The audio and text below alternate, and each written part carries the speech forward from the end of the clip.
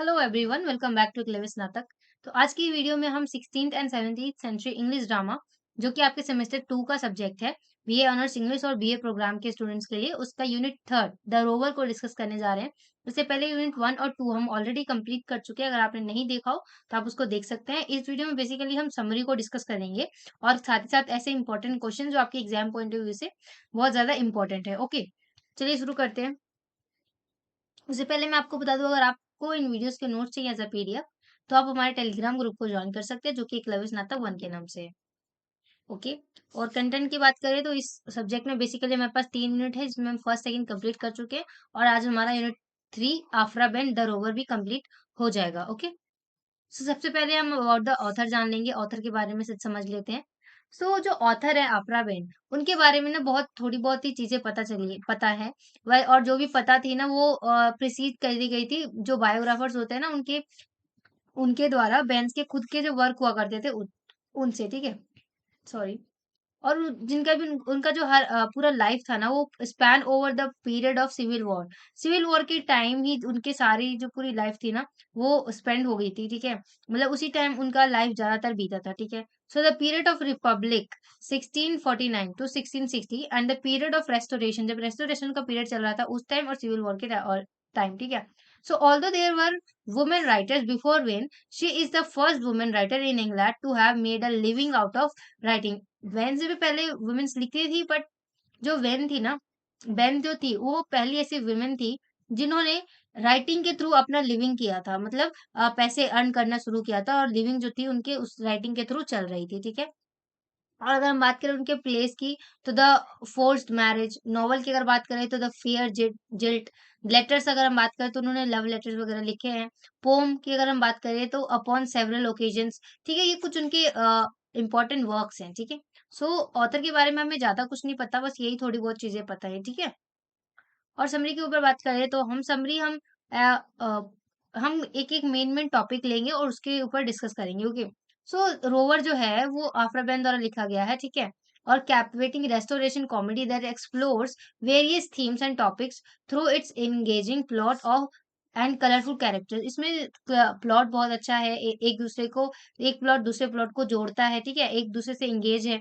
और जो कैरेक्टर्स वो भी बहुत ज्यादा कलरफुल हैं, ठीक है।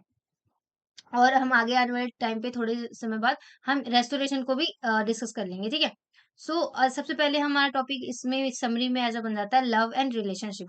इस पे डिस्कस करते हैं। तो लव एंड रिलेशनशिप में क्या है, it is rover dwells into the complexities love and relationship, the play rover है जिसमें ये वर्ड जो है लव एंड रिलेशनशिप को कॉम्प्लेक्स बना दिया, ठीक है। So the play follows the romantic entanglement of Florinda, Helena, and Angelica as they navigate their desire and societal expectation. Baines presents love as a transformative force that challenges convention and tests the loyalty and integrity of the characters। जितने भी characters हैं उनके सबके integrity और characters को बताया है, ठीक है। और इसमें बेसिकली जो रोवर है ना वो मेन रोल प्ले करता है, ठीक है।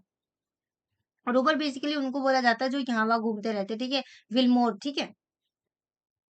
और नेक्स्ट टॉपिक बनता है हमारा इससे जेंडर डायनामिक्स। ये जो हम टॉपिक्स डिस्कस कर रहे हैं उनसे क्वेश्चन बनकर आते हैं, तो आप इनको ध्यान से समझना। ओके, सो इसमें कुछ कैरेक्टर्स होते हैं जो एक दूसरे से लाइक लव करते हैं, फिर एट द एंड प्लेज में क्या होता है उनका लाइक लास्ट में शादी भी होता है, जैसे हर चीज में होता है, हर मूवी वगैरह में at the end happy ending होती है वैसे ही। और इसमें बीच में कुछ बहुत सारी चीजें होती हैं। एक प्रोस्टिट्यूट होती है जिसका नाम एंजेलिका होता है। ये धीरे धीरे करके हम सारी चीजों को डिस्कस करेंगे। Okay, so Ben, being one of the first professional female playwrights, subtly challenges gender norms in Rover. She creates strong female characters who asserts their independence and pursues their desire. Florinda और जो Helena है, ठीक है, ये दोनों बहनें हैं, ठीक है। In a particular defty traditional expectation placed upon women, so casting showcasing their agency and wit. So यहाँ पे फ्लोरिंडा जो है वो एक लड़के से प्यार करती है और जो हेलेना है वो एक नन बनना चाहती है। बट एट द एंड क्या होता है, वो एक जो लड़का होता है इसके वो फ्लर्ट करता है, तो ये भी लाइक इसकी भी लास्ट में शादी होती है, पर ये जो है नन बनना चाहती है, ठीक है। और नेक्स्ट हमारा टॉपिक बन जाता है पॉलिटिकल इंटीग्रिटी की। अगर हम बात करें तो ये जो है नेपल्स में इसकी स्टार्टिंग, इस प्ले की स्टार्टिंग ही होती है नेपल्स नाम की एक जगह पे, ठीक है। During the English exile, rover dwells into political integrity and power struggles, उन्होंने पावर के थ्रू स्ट्रगल किया था, जो रोवर था उसने। The characters actions and influence by political tensions between England and other European countries, right? Ben highlights the manipulation and double crossing that occur in the pursuit of power, weaving them into the fabric of the play। ठीक है, तो ये सारी चीजें यहाँ पे हो रही है, जितना भी प्ले हो रहा है उसमें सारे बहुत सारे कैरेक्टर्स होते हैं, लाइक फ्लोरिंडा, हेलेना, है ना, और उसके साथ उसकी एक फ्रेंड एंजेलिका होती है, और बॉयज जो होते हैं वो इंग्लिश मैन होते हैं, ठीक है, और पेड्रो होता है जो कि फ्लोरिंडा और हेलेना का भाई होता है।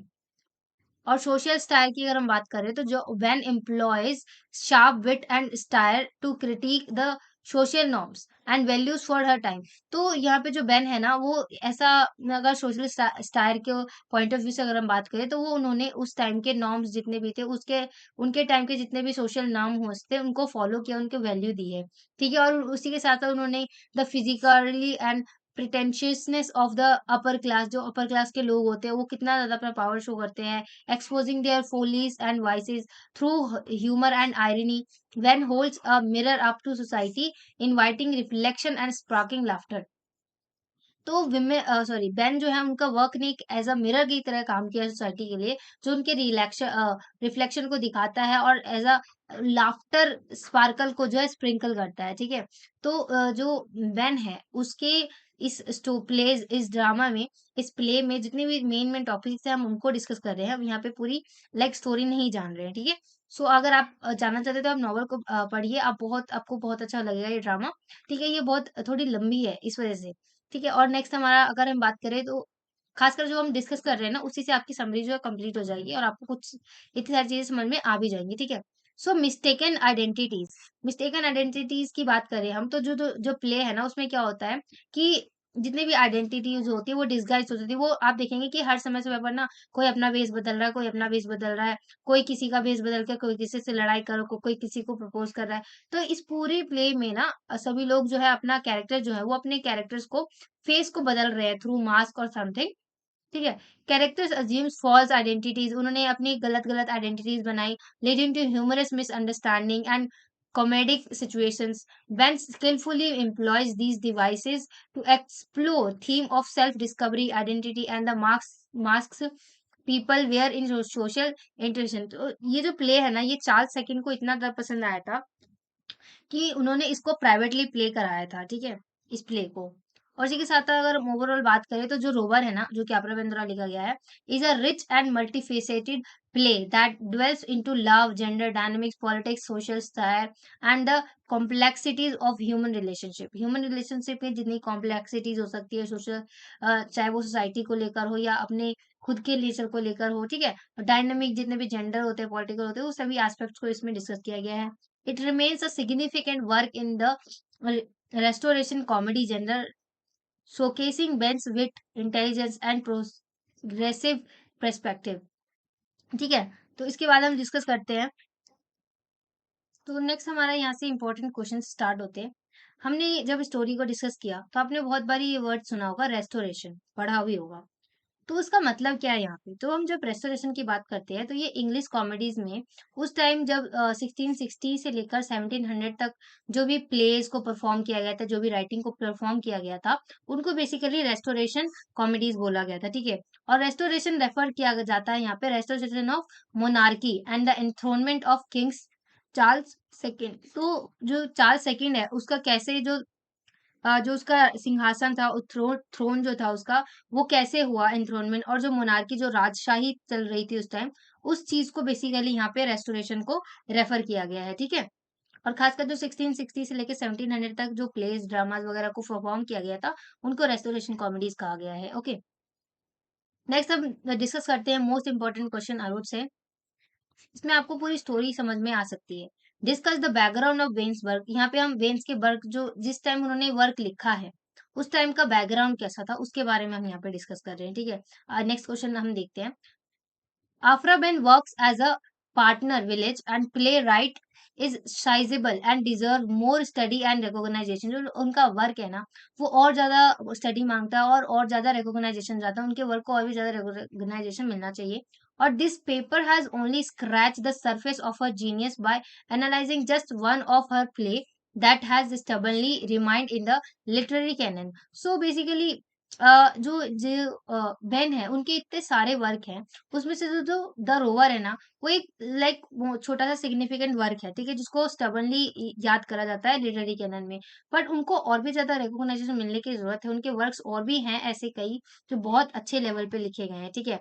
और द रेस्टोरेशन पीरियड, जब रेस्टोरेशन का टाइम चल रहा था उस time, the Rover with this play Behn had to walk a fine line with her language. उस टाइम उनका लैंग्वेज के थ्रू भी उनको फाइन लाइन के थ्रू लिखना था, ठीक है।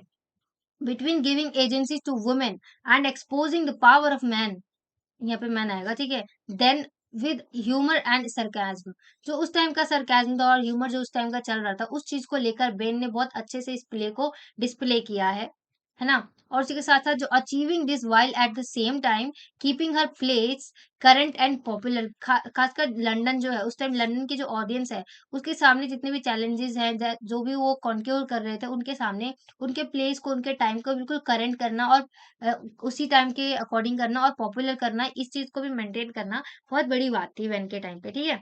और her work games busy village to the female plight of the time, but patriarchal domain, she gave women their voice to challenge the gender hierarchy and to decide their own destinies. With her play, she subverted conventions and opened door for female resistance. तो female के जितने भी resistance थे उस चीज के लिए उस टाइम, जितने भी लंदन में विमेन्स को लेकर वहाँ पे जितने भी चीज़ें बंद थी, लाइक उनको रेस्ट्रिक्ट किया हुआ था वुमेन को, तो इस प्ले के थ्रू ना आफ्रा बेन ने बहुत सारी चीज़ें जो है उनके लिए, एक वुमेन के लिए जितने भी रेस्ट्रिक्शन थे, उसको हटाने के लिए एक डोर की तरह काम किया है। ठीक है, एक डोर की तरह ओपन डोर वुमेन्स को प्रोवाइड किया था, ठीक है। उसी के साथ नेक्स्ट क्वेश्चन आता है हमारा, discuss the historical context of the Rover. So जब रोवर की बात करते हैं तो कंसिडर्ड जो ungodly by the Puritans during Cromwell. Oliver Cromwell जब था उसके republican period London theatres had been closed since 1642, right. So public theatres reopen then 1663, months after the return of Charles II to power। Charles second के power आने के कुछ months after 1663 में जो है थिएटर्स को रीओपन किया गया था, ठीक है। Restoration drama mark new paradigm on the English stage, women are allowed to act. So उस समय का जितना भी रेस्टोरेशन ड्रामा जितने भी थे, उसके लिए जो इंग्लिश स्टेज था वुमेन्स के लिए, उन्होंने इन एक्ट्स के थ्रू वुमेन्स को अलाउ किया था और एक डोर की तरह ओपन किया था, right. Female roles had up to this point been played by voice actors, but they were no longer train to play female role. तो उस टाइम क्या था कि जो मेंस थे, उनको बिल्कुल भी ये बात नहीं बोली जाती थी कि तुम जो है फीमेल के रोल को प्ले कर सकते हो। On the one hand, it meant playwrights such as Afra Ben could write bigger and better parts of women. So उस समय क्योंकि मेल्स को प्रेशर नहीं थी फीमेल का रोल करने के लिए, तो उस समय जो प्लेराइट थे खासकर आफ्रा बेन, उन्होंने ऐसे ऐसे वर्क लिखे जिससे पता चला और अच्छे बड़े तरीके से और अच्छे तरीके से वुमेन्स के बारे में पता चला, ठीक है। Only other hand allowing women to act meant that new plays were more likely to highlight scenes containing sexual harassment and rape। इन सारी चीजों के बारे में लोगों को पता चला, ठीक है। which were largely intended to little titillate audience, जो खासकर पढ़े लिखे लोग थे उनको, और जो अनटाइटल थे, सॉरी अनलिटरेट थे, उनको बताने के लिए, ठीक है। In that regard females cross dressing also favoured in Shakespearean के टाइम को फेवर किया गया और जो फीमेल का ड्रेसिंग सेंस था वो भी थोड़ा बदला। आफ्टर मैन की जो प्ले है ये बहुत ही ज्यादा अपने आप में इंपॉर्टेंट रोल प्ले करता है, ठीक है। was still a popular device, the so called breeches part accentuated the female lower body and those excited the male audience interested. One such young woman in a pair of breeches is Helen in the Rover। तो अगर अगर बात करें ऐसी कौन सी women थी इस पूरे प्ले में जो ब्रीचेस में काम करती, तो खासकर जो हेलन थी वो एक बहुत रोल प्ले, बहुत इंपॉर्टेंट कैरेक्टर, और साथ साथ जो रोवर है, ये दोनों ही इस पूरे प्ले में बहुत इंपॉर्टेंट कैरेक्टर्स है, ठीक है। और यहाँ पर हमने बहुत सारी इंपॉर्टेंट चीज़ें डिस्कस करी। अगर आपको ये वीडियो एक बार में समझ में ना आए तो उसको दोबारा देखें, तीसरी बार देखें तो आपको वीडियो समझ में आएगी। और इसमें जितने भी चीज़ें लिखी हैं वो सभी मोस्ट मोस्ट इम्पोर्टेंट है आई वुड से। और इसी के साथ-साथ अगर आप इसके लाइक स्टोरी को जानते हैं तो ये आपके लिए और भी ज़्यादा अच्छा होगा। और ये क्वेश्चंस आई होप कि आपको एग्ज़ाम्स में बहुत हेल्पफुल होंगे। और इसी के साथ ही वीडियो कंप्लीट होती है। अगर आपको वीडियो पसंद आई है तो do like, share and subscribe and thanks for watching.